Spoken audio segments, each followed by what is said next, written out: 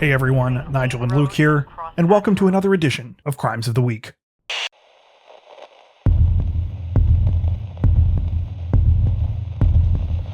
Police in Eagle County, Colorado say that a minor league baseball player is facing serious charges this week after he was found carrying more than 20 pounds of illegal drugs in his team bag. According to reports, 25-year-old Jesus Camargo Corrales, a pitcher for the Chicago Cubs minor league team, was pulled over on Wednesday morning near the town of Vail after he was seen driving erratically. After Camargo Corrales agreed to a search of his car, police discovered $1,000 in cash, as well as 21 pounds of methamphetamine and 1.2 pounds of Oxycontin pills in a Chicago Cubs duffel bag. The athlete later told police that he had been offered $500 to deliver the bag to Denver by a friend in Sinaloa, Mexico. He initially claimed that he thought the bag contained shoes or clothing, but eventually admitted that he also knew the drugs were inside. Camargo Corrales is now facing several charges, including unlawful distribution of methamphetamine and Oxycontin, as well as unlawful possession for each of the drugs.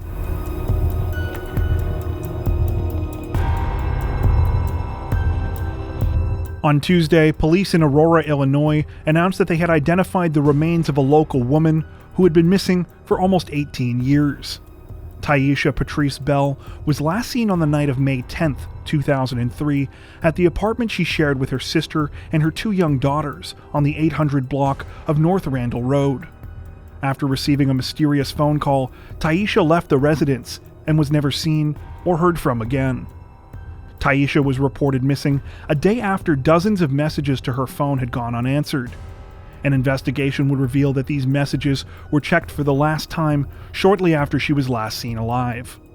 According to some reports, phone records also revealed that the call that prompted her to leave that night had come from her boyfriend's cell phone. He was questioned in connection with the case, but no one was ever charged. In this week's announcement, police said that Tyesha's remains were recovered in December from a shallow grave in a wooded area of Kane County. Dental records and DNA analysis were used to make the positive identification. So far, police have declined to provide a cause of death and have not said in what part of the county the remains were discovered. However, they did announce that the case is being investigated as a homicide.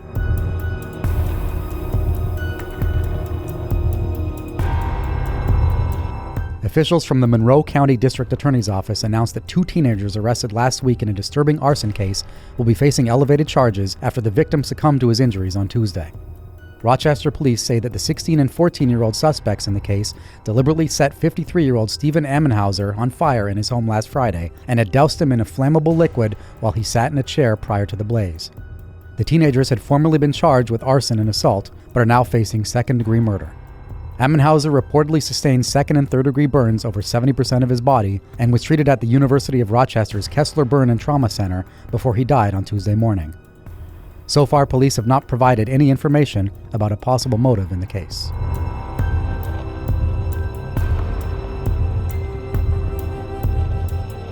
This week, authorities in Massachusetts announced that the cold case murder of 59-year-old widow Virginia Hannon has been solved after more than 37 years. Virginia was found dead in her home in Pembroke on February 13, 1984, strangled and stabbed to death.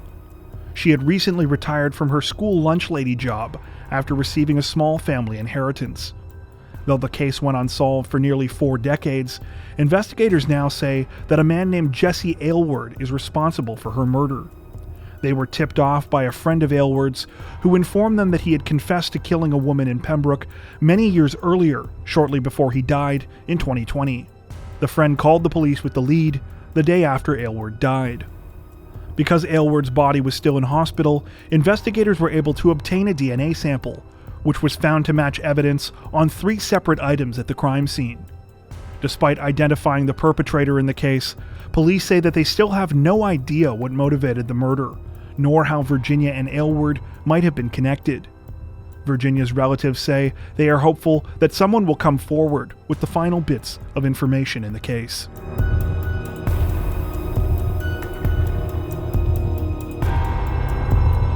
Federal agents made a major break in a massive Medicare fraud investigation this week when they uncovered $2.5 million in cash hidden in PVC pipes in the home of their prime suspect. According to reports, the money was found during a raid on Wednesday, which was carried out at the home of a 50-year-old man named Jesus Garces.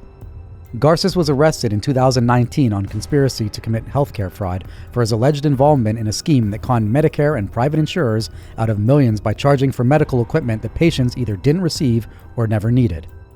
Investigators say that this week's haul of cash is a rare find and was discovered when they dug up the floor space inside a closet in Garces' home.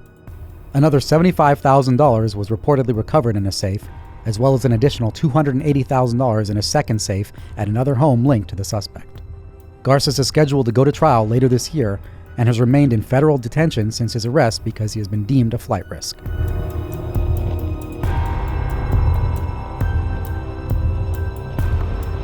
Communities across the country are reeling this week after 3 separate shooting attacks committed by a single perpetrator in Georgia left 8 people dead and others wounded.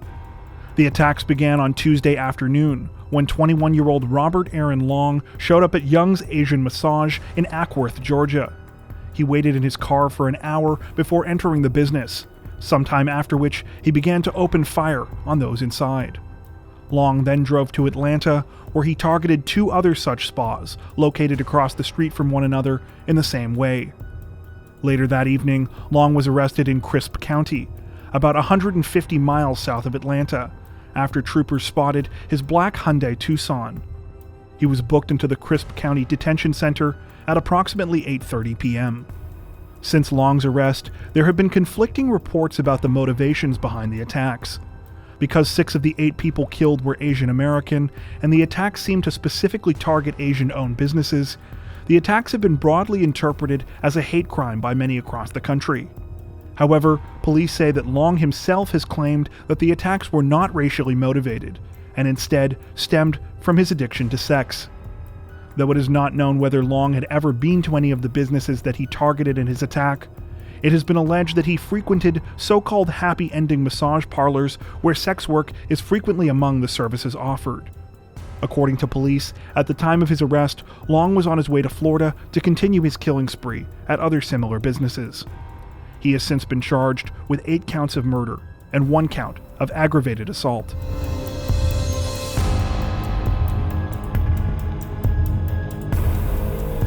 This week, authorities with the Charleston County Aviation Authority Police Department announced that they had made an arrest in a bizarre assault case aboard a plane bound from Newark to Miami.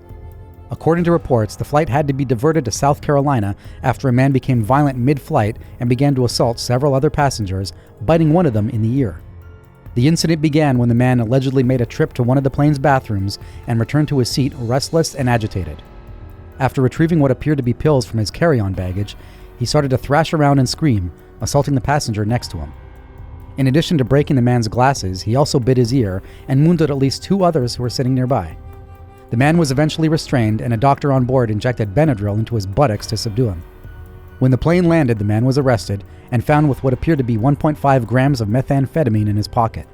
He has since been charged with possession with intent to distribute the drug. That's it for this edition of Crimes of the Week. If you enjoyed our video, don't forget to like and subscribe to Crime Zone for more true crime content like this, making sure to hit the notification bell to stay up to date with our latest releases. Thank you for watching.